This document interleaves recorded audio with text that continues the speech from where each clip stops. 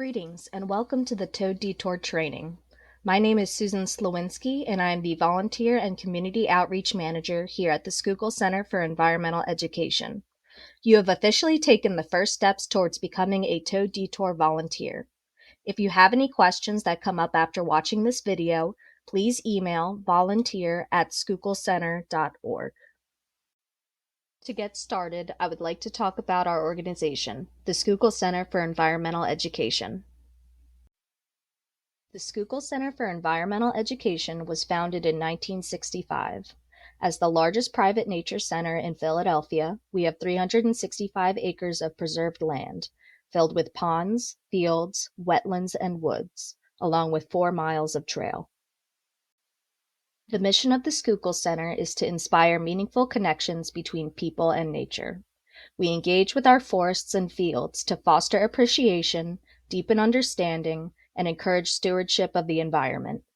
We do this through land stewardship, environmental education, environmental art, and wildlife rehabilitation.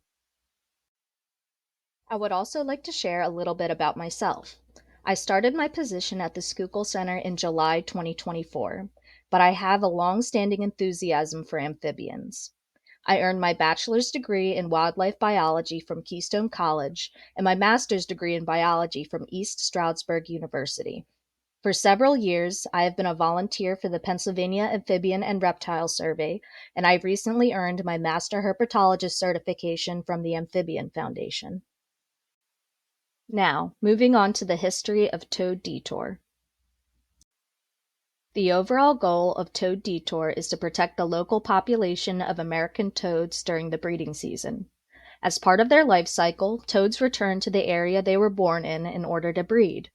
Toads in our area travel to and from the Roxborough Reservoir and the surrounding woodlands. However, this means that toads are required to cross some of our roadways, putting them at risk. Toad Detour was founded in 2008 by Lisa Levinson, who observed that toads were often hit by cars traveling on the roadways around the Roxborough Reservoir. The Schuylkill Center for Environmental Education officially adopted the program in 2012.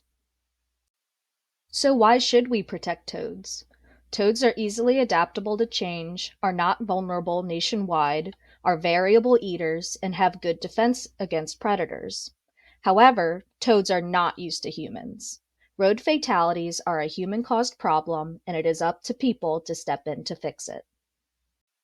Now, for a little biology lesson on American toads, as it is important to understand the species we are working to help protect. The subspecies of toad we encounter in our area is the Eastern American toad, Anacris americanus americanus. The skin of the American toad is bumpy, ranging in colors of brown, gray, olive, rusty, and yellow.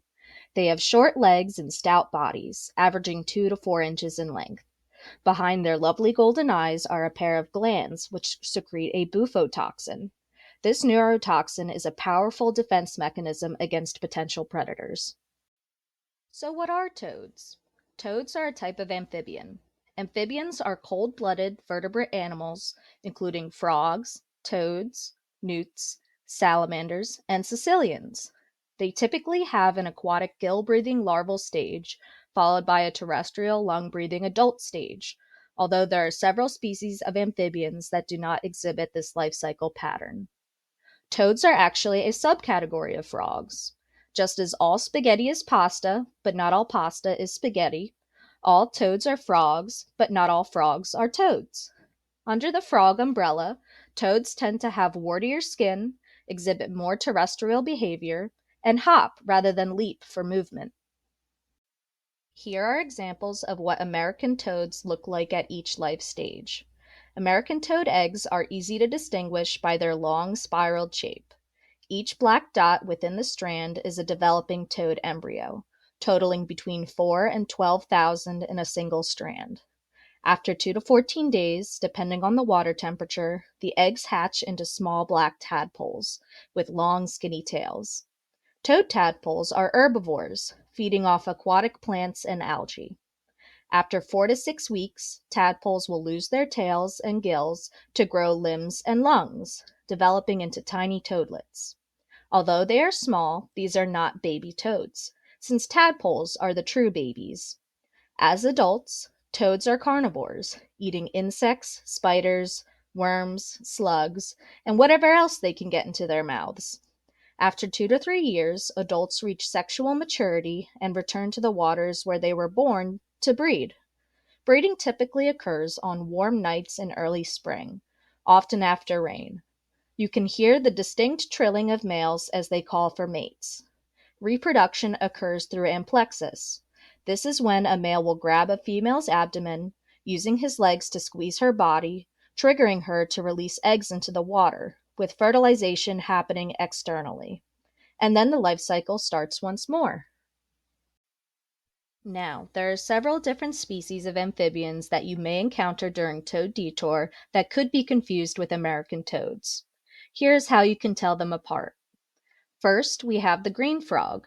Green frogs have smoother skin, a dorsal lateral ridge that runs down either side of their back, and a large tympanum structure behind their eye. Second is the pickerel frog, which are smaller in size, lighter in coloration, with smoother skin and a greater leaping movement. Third is the fowler's toad, which have a clear dorsal spotting and a lack of warts on their hind legs. This species is much more rare to encounter. Now that you have some background on American toads, it is time for you to learn what it means to be a Toad Detour volunteer. Toad Detour season lasts from March 1st to June 30th. Phase 1 generally takes place from March 1st to April 15th, when adult toads are migrating to the Roxborough Reservoir to breed. Phase 2 lasts from May 15th to June 30th, when we anticipate toadlets traveling to the woodlands from the reservoir.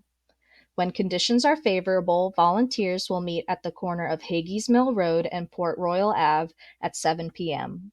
Shift supervisors should arrive by 6:45 p.m. to hand out materials, set up barricades, and provide instructions.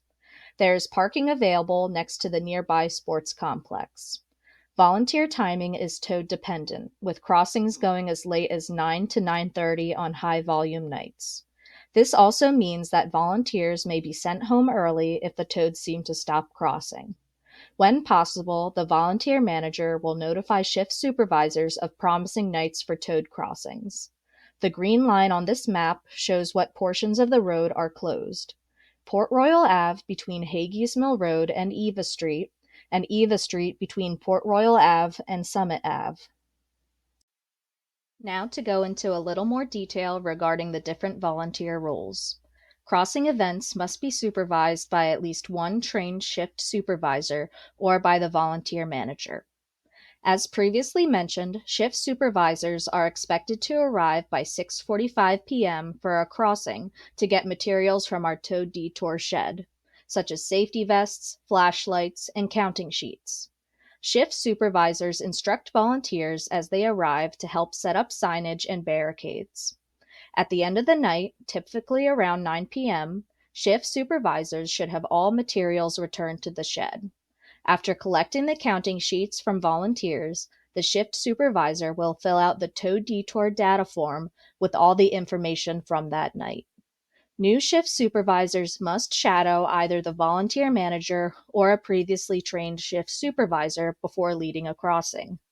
Interested volunteers should email volunteer@schuylkillcenter.org to express their interest in this role. We understand the extra level of responsibility shift supervisors have, so as a thank you for going above and beyond, shift supervisors who successfully oversee at least 5 crossings per season will receive a Schuylkill Center merch bundle. Volunteers can also serve as toad counters, who should show up at 7 p.m. for each crossing. 2 toad counters are stationed at each barricade, plus 2 extra at the higher ground church entrance on Wednesdays. Volunteers help put up barriers, tally the quantity, age, and species of amphibians, and help shoo them across the road. Toad counters may also encounter motorists, advising them to be careful of crossing amphibians. More info on this will be covered on the next slide. At the end of the shift, toad counters should hand in their tally sheets to the shift supervisor. We also encourage you to take pictures. Tag us on Instagram or Facebook, or email pictures to volunteer@schuylkillcenter.org. All volunteers are expected to follow the Toad Road Code to ensure that everyone has a positive and safe volunteer experience. Number 1. No profanity, vulgar gestures, or confrontational behavior towards drivers, or anyone else for that matter. If someone is upset that the road is closed and insists on driving through, do not try to argue with them. Volunteer safety is top priority. Number 2. Volunteers should stay in pairs. At least one person should have a cell phone with the contact information of both the shift supervisor and volunteer manager.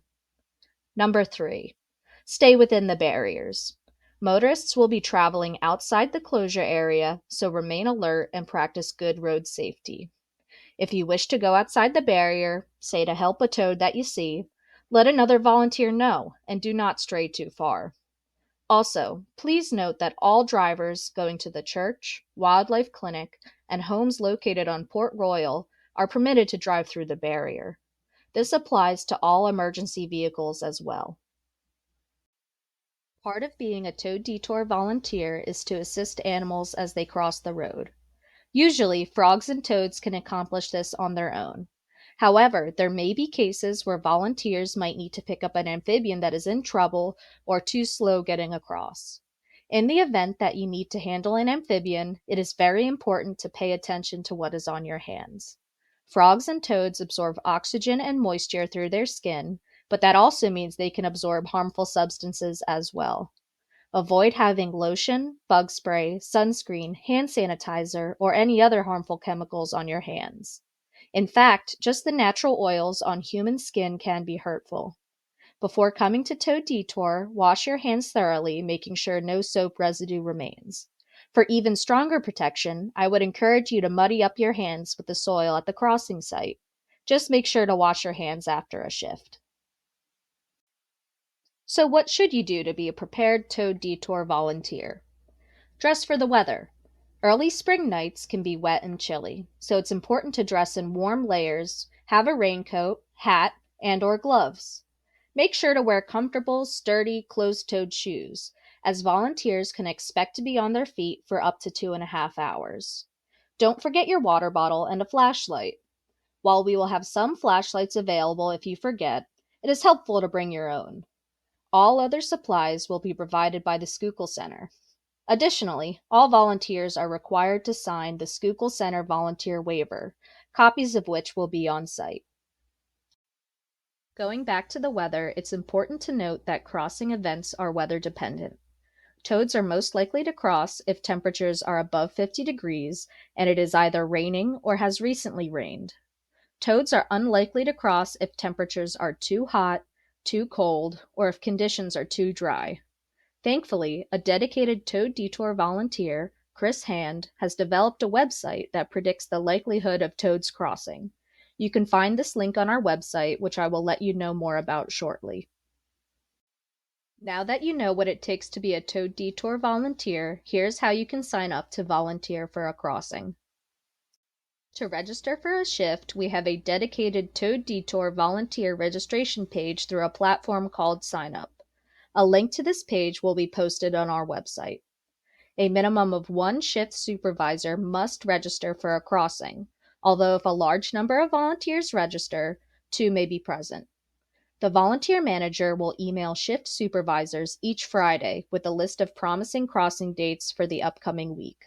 Shift supervisors should register for a shift by noon on the day of a crossing, so that adequate notice can be given to announce that a crossing will take place that night. For toad counters, there is no limit to the number who can volunteer, but registration is strongly encouraged. So how will volunteers know that a Toad Detour crossing will be taking place? Official announcements regarding toad crossings will be made through our website by visiting schuylkillcenter.org/volunteer/Toad Detour. On weekdays by 4 p.m., a notice will be posted on this page to let volunteers know whether or not toads will be crossing. For weekend crossings, a notice will be posted Friday afternoon listing the likely crossing dates, but volunteers should coordinate through the Toad Detour Facebook page. In the event of unfavorable or unsafe weather conditions, Registered participants will be emailed a cancellation notice directly. To give you an idea of just how much of an impact volunteers have, here's a graph showing the number of toads recorded and rescued by Toad Detour volunteers since the program's founding. Since then, over 22,000 total amphibians have been counted by dedicated volunteers. And on that note, on behalf of the local amphibian population, as well as myself, I wish to thank you for watching the Toad Detour training. Please email volunteer@schuylkillcenter.org with any questions, comments, or concerns. We hope to see you this spring.